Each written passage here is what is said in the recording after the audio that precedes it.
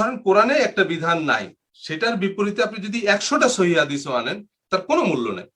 অর্থাৎ আল্লাহর কিতাবে নাই এমন বিধান যদি আপনি 100 বারও, মানে এমন কোন শর্ত যদি আপনি 100 বারও আরোপ করেন, সেই শর্তের কোনো মূল্য নেই। কারণ আল্লাহর বিধানের বাইরে আমি আর কোন নামে, আর কোন যেই সংজ্ঞাই আপনি বানান, সেটাকে আমি মানে ধর্মের বিধান হিসাবে মানতে পারি না। আল্লাহর বিধানের বাইরে আর কোনো কিছু আপনাকে আমাকে কোরআন দিয়ে বুঝিয়ে দিতে হবে। আপনি যদি বলেন হ্যাঁ এটা কোরআনে নাই, কিভাবে করবেন? কোরআনে না থাকলে আমি করবো না। আপনাকে কোরআন থেকে আমাকে দেখিয়ে দিতে হবে যে এটা কোরআনে আছে। হ্যাঁ, কোরআন গবেষণা করে আপনাকে এটা প্রুভ করতে হবে, বের করতে হবে। তো কোরআন সম্পূর্ণ পরিপূর্ণ এবং কোরআন একমাত্র বিধান। কোরআন বহির্ভূত কোনো কিছুকে। अब हम आते हैं, एक आयत है लेकिन मैं उसको बाद में जाके जिक्र करूंगा इस तरफ कि वो क्या असबाब हैं, क्यों एक गरीब हदीस के इनकार के ऊपर मजबूर हो जाता है, क्यों वो कहता कि हम हदीस को नहीं मानेंगे, हम कुरान को मानेंगे। उसके पास भी कुछ इल्मी दलाल हैं क्या? मेरा शुरू का मुकदमा आप याद रखें। सोच में बिगाड़ आता है नुसूस के गलत फहम की वजह से अक्सर, या उन चीजों को दलील मान लेने की वजह से जिनकी शरीयत में कोई दलील की हैसियत नहीं है। आइए देखते हैं इन दोनों बीमारियों में मुनकिरीन हदीस मुब्तला हैं कि नहीं है, इनके असबाब क्या हैं, क्यों नहीं मानते हदीस को। नंबर 1, गलत फहमी। वो कहते हैं अल्लाह ने कुरान की हिफाजत का जिम्मा लिया है, हदीस की हिफाजत का जिम्मा नहीं लिया है। मसलन कुरान की आयत पेश करते हैं, अब हम आएंगे एक एक जो प्यारे प्यारे जुमले आपको सुनने मिलते हैं। जो बेचारा मिला नहीं मुनकिरीन हदीस से तो बोलेगा ये अपने काम का दर्स नहीं दिखता है, लेकिन जो आदमी मिला है ऐसे लोगों से, उसको याद आ रहा होगा, हाँ फुला दिन मुझको मिला था जुमा की नमाज के बाद, एक ऐसी बोल रहा था, फुला मुझको मिला था हाँ ट्रेन में, वो उससे ऐसी बात में, तो उससे ही बात सुनने में आई। तो ये उनकी बातें हैं आमतौर से। नंबर 1, वो कहते हैं कुरान की हिफाजत का अल्लाह ने जिम्मा लिया है, हदीस की हिफाजत का अल्लाह ताला ने जिम्मा नहीं लिया है। अल्लाह ताला कुरान करीम में दलील कुरान से है, सूरह अल हिज्र आयत नंबर 9, अल्लाह ताला ने फरमाया इन्ना नहनु नज़्ज़लना ज़िक्र व इन्ना लहू लहाफ़िज़ून, इन्ना नहनु नज़्ज़लना ज़िक्र व इन्ना लहू लहाफ़िज़ून, हम ही हैं, हम ही ने इस नसीहत को, इस जिक्र को, याद दहानी को नाजिल किया है और हम ही इसके मुहाफिज हैं। यहां जिक्र से मुराद क्या है? कुरान करीम है।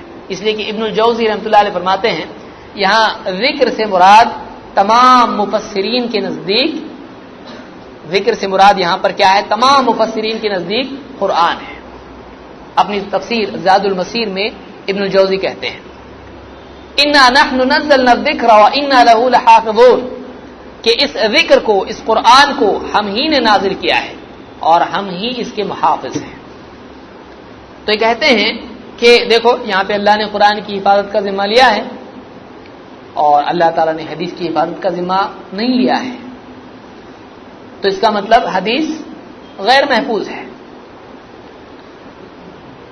हमारा कहना यहां पर यह है कि इस आयत में अल्लाह ताला ने हदीस की हिफाजत का जिम्मा नहीं लिया है या हदीस महफूज नहीं रहेगी, इस तरह से नहीं है।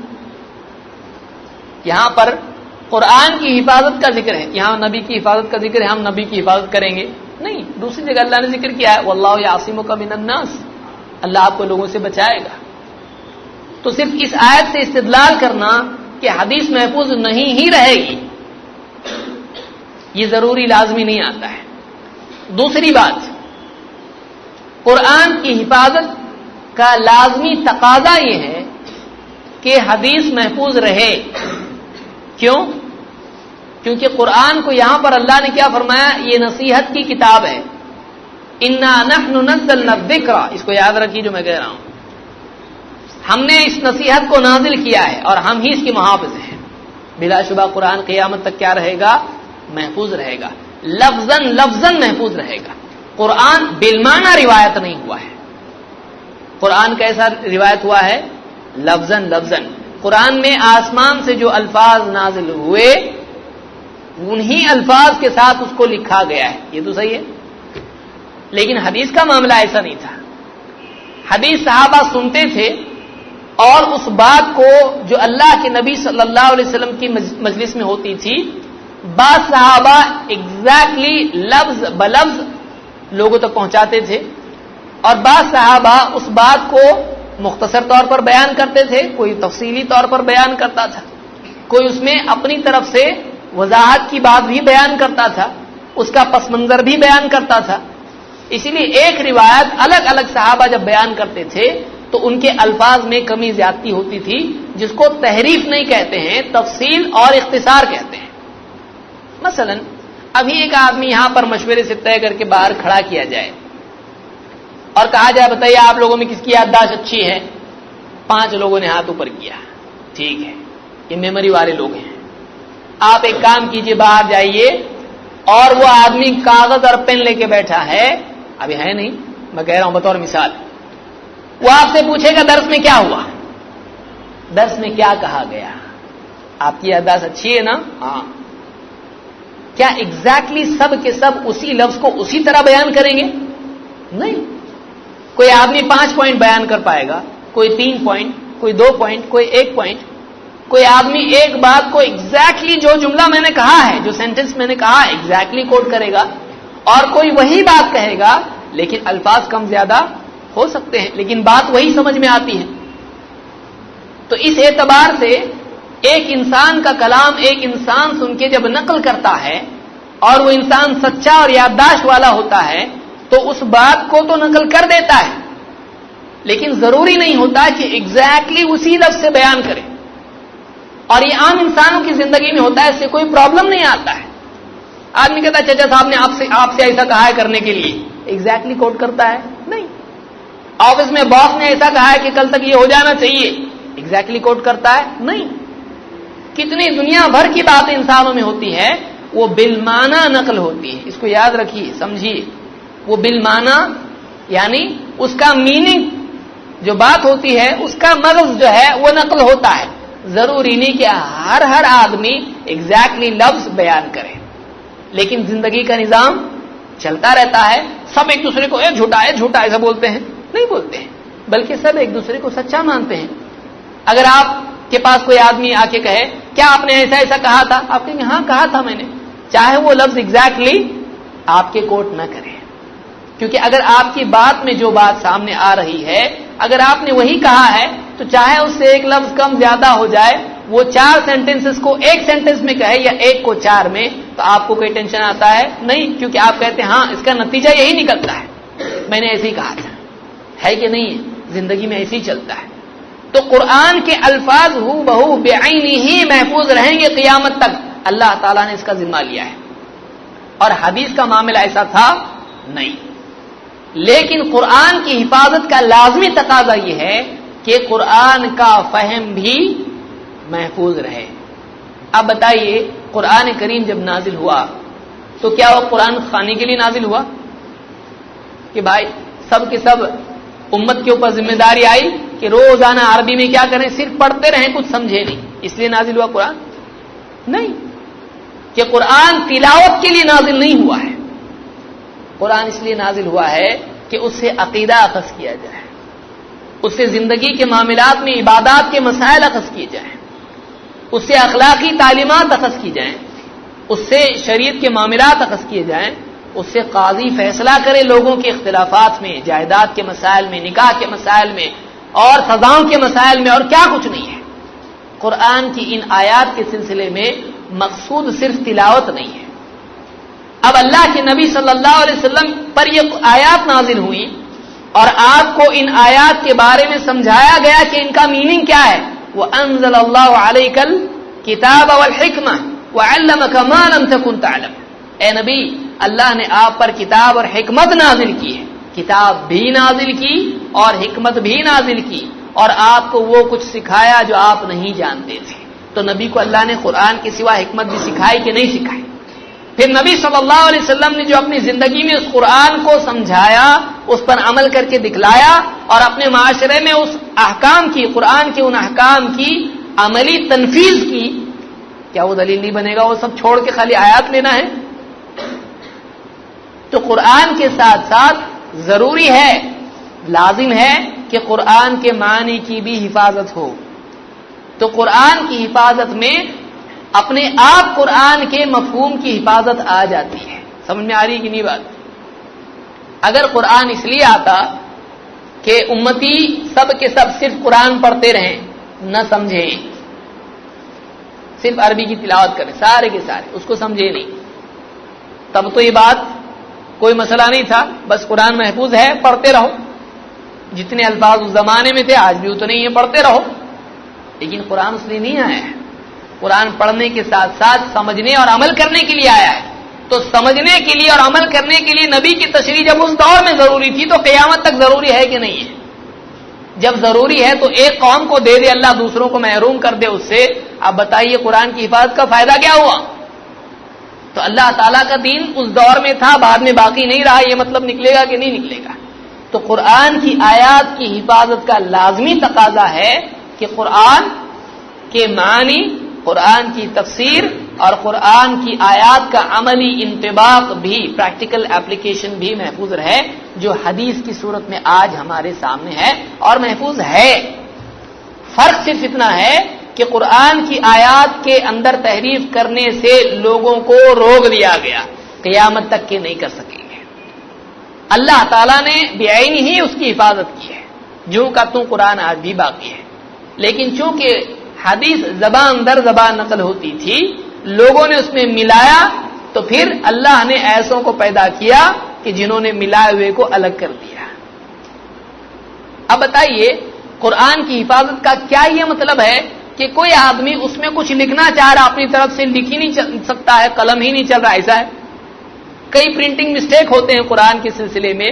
مولوی صاحب بولتے تھے کہ یہاں سے نقطہ غائب ہے، پڑھتے پڑھتے کسی کو آ جاتا ہے دیکھو یہاں پہ کچھ تو مسٹیک ہوئی ہے. کیوں؟ اس لیے کہ قرآن کتابت سے ہوتا ہے اور کاتب کی غلطی ہو سکتی ہے کہ نہیں ہو سکتی ہے. تو کیا کوئی یہ کہہ سکتا ہو دیکھو قرآن میں نقطہ غائب ہو گیا، قرآن محفوظ نہیں رہا؟ کوئی کہہ سکتا ہے؟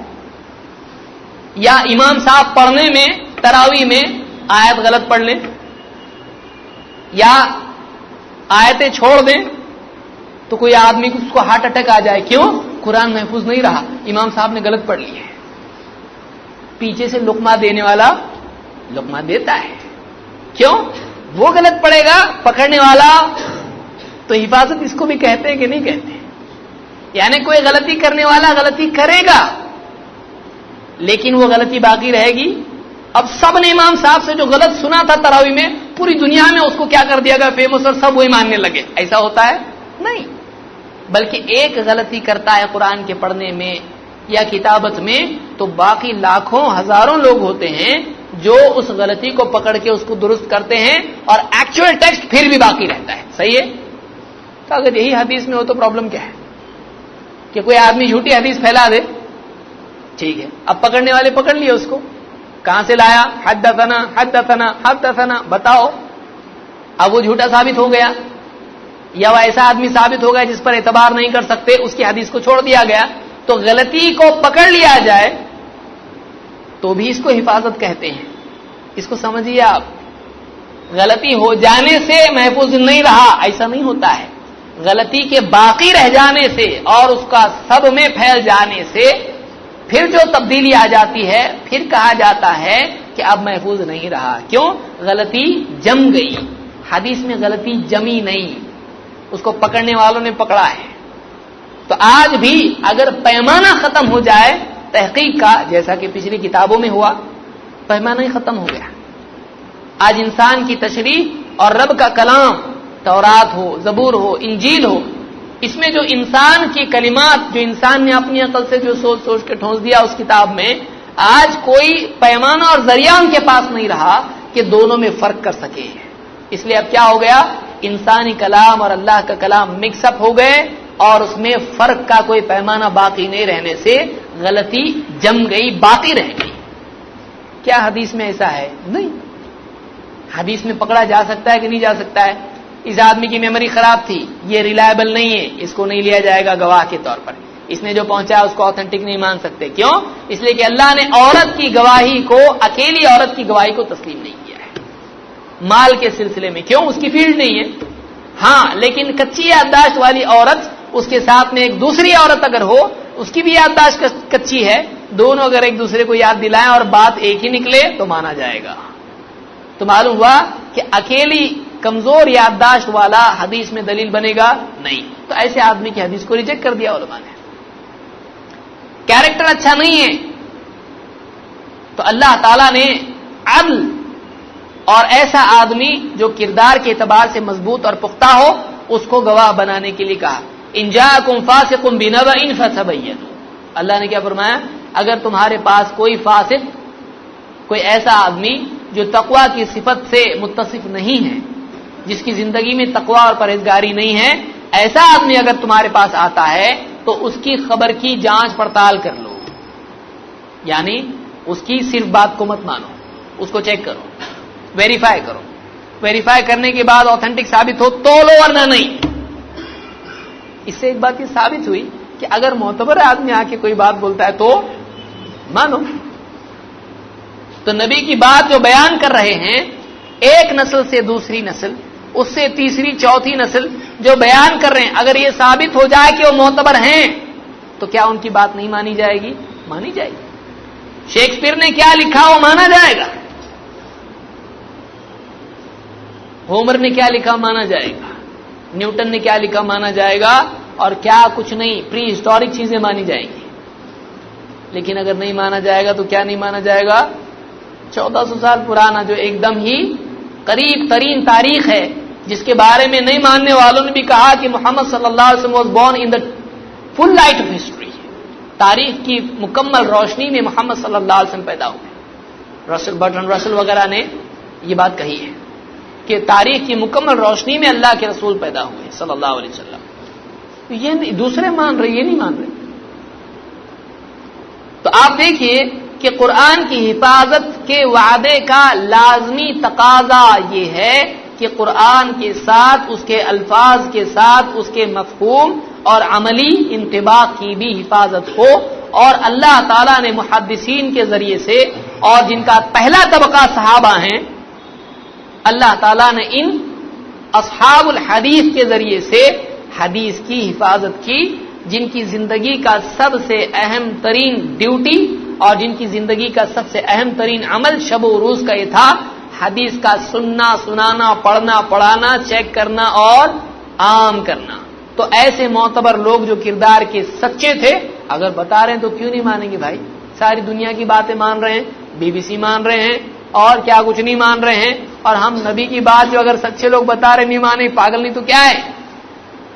ایک آدمی جس کا کردار معلوم نہیں ہے، ہاتھ میں مائک لے کے ٹی وی کے سامنے کھڑے ہو کے کچھ بول دیتا ہے، ہاں صحیح ہے چاند پہ گئے، اور چاند پہ جھنڈا لہرا رہا ہے بغیر ہوا کے، کوئی دیکھ رہا نہیں گئے ہوں گے نا تو بول رہے. تو ایک صاحب مجھ سے کہنے لگے کہ میں نے کہا آپ اگر یہ نہیں مانتے تو مجھ کو بتاؤ دنیا گول ہے. بولے ایسا کیسا ہو؟ سب تو مانتے، میں نے سب جھوٹ بول رہے، آپ کو کیسا گارنٹی ہے؟ تو بولے اتنے فوٹو ووٹو سب ہے نا اسپیس کے. میں نے سب جھوٹ نہیں بنا سکتے، میں آپ کو فوٹو شاپ میں اور کولر ڈرا میں کیا کچھ نہیں کر سکتے. فوٹو بنا سکتے جھوٹے، کیوں نہیں بنا سکتے؟ بچوں کی کتابوں میں کیا کچھ نہیں ہوتا ہے. ایسا کیوں کریں گے؟ میں نے صحابہ ایسا کیوں کریں گے؟ اتنے بھولے بھالے لوگ ایسا کیوں کریں گے؟ شراب پینے والے، جوا کھیلنے والے، عورتوں کے ساتھ بدکاری کرنے والے، دنیا بھر کے جھوٹ پیٹ میں بھرنے والے، رشوت لینے والے، دھوکے دینے والے، یہ لوگ ایسا کیوں کریں گے؟ اور صحابہ راستے پہ پڑے ہیں، ان کو جھوٹ بولنے کے تو شوق تھا، نعوذ باللہ.